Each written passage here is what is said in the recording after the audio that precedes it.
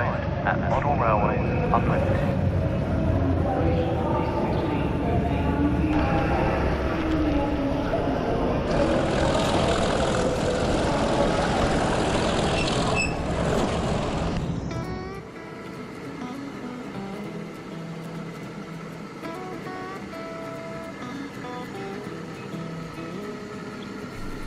Hello and welcome to BTC video number 4, featuring the amazing Metropolitan Vickers Co Bo, or British Railways Class 28. We start this video during an evening in 1959. The Class 17 Clayton passes by with a mixed freight.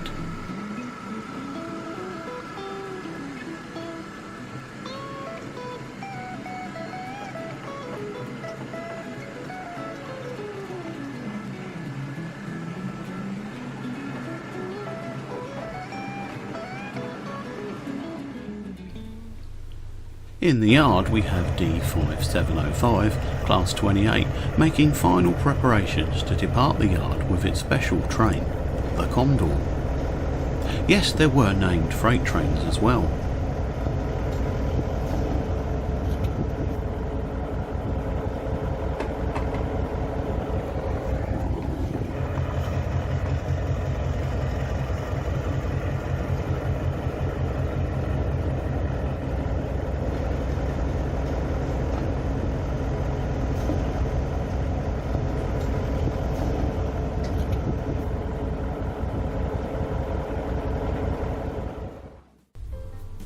The amazing artist Terence Cuneo painted this well-known and loved masterpiece. It was commissioned by British Railways. What a wonderful gift to the British public.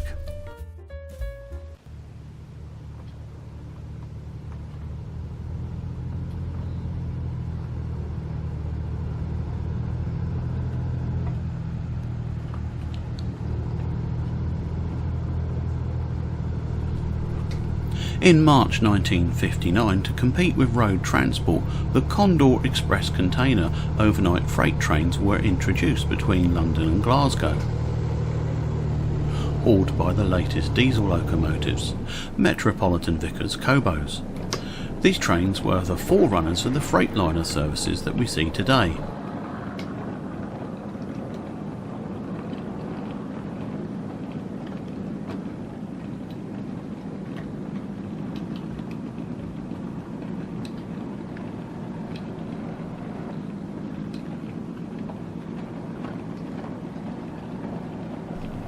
The name Condor was derived from container door to door, and the service operated via Leicester, Sheffield, Leeds and Carlisle, a full 404 miles in all.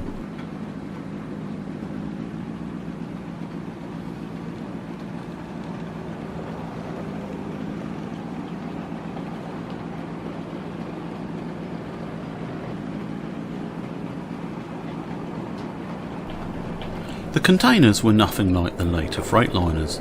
These were much older affairs, transported on conflat wagons, not low-fit. However, due to a shortage of conflat models, I've had to include a few low-fits on my train, but shh, don't tell anyone, nobody will notice.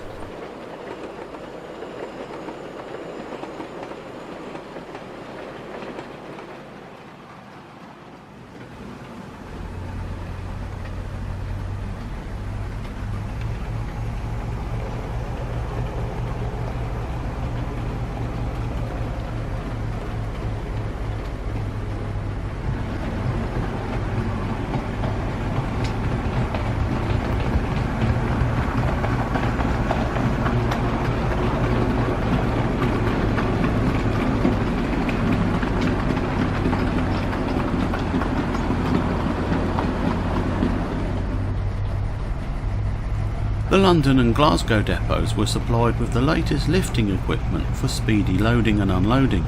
The service was heavily promoted. The first Condor services began in the spring of 1959. The service was not an immediate success. By August 1959, the formation had been cut in half, now being hauled by a single locomotive. However, traffic grew. Within a year, it was running at very near to full capacity. In the mid-1960s, British Rail's emphasis shifted to the new Freightliner services. So let's turn our attention to the star of the show, the Howden Class 28, and more broadly the locos themselves. I feel it's best to refer to them as COBOs because the CO is at number 1 end of the loco. The ends 1 and 2 were used to designate certain equipment for maintenance and fault reporting.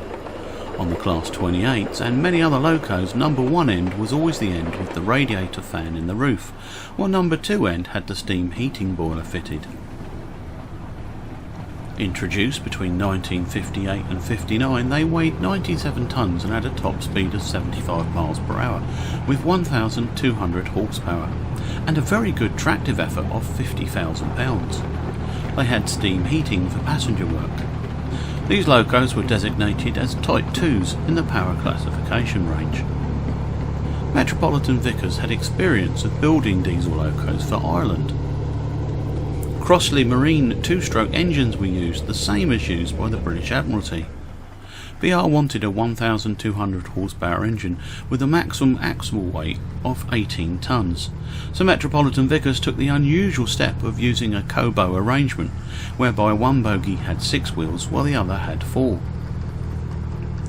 The 2-stroke engine was chosen instead of the more common 4-stroke engines, and partly as a result of the influence by Oliver Bullard. The leading manufacturer of such 2-stroke locomotive engines was General Motors in America, but the shortage of national foreign exchange meant the imported engines were unaffordable. Crossley and Manchester had a suitable design in production as a generator set for the Admiralty, and had also used it for a class of locomotives in Australia. With low-speed Crossley 8-cylinder HST V8 2-stroke engines, they represented an experiment in 2-stroke versus 4-stroke diesel engine for diesel-electric traction. There were, however, many issues with the engine. Vibration even caused the cab windows to fall out, and cracks appeared in the crankcases.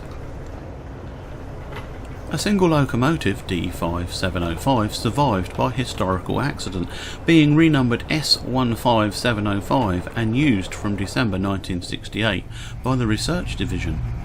The East Lancashire Railway is currently restoring D5705. Check out their website, and if you feel like it, you can support their efforts. Such were the problems that the entire fleet of 20 locos was stored in 1961 until the engine manufacturer could carry out repairs. However, even after this, reliability was not great.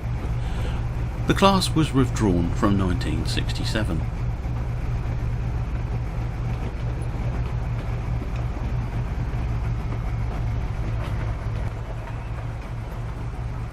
The model made by Howden arrived with me on the 23rd of September 2011 at a cost of £125. Howden, in my view, have done a lovely job with great detail and excellently captured the look of these great locomotives.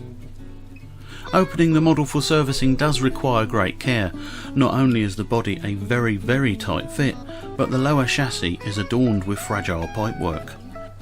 Using thin plastic card, the clips at each end need to be disengaged, and then by carefully pulling on the battery box from the number 2 end, you can ease the body off. I have to say they're one of my favourite locos, a true 1950s loco character.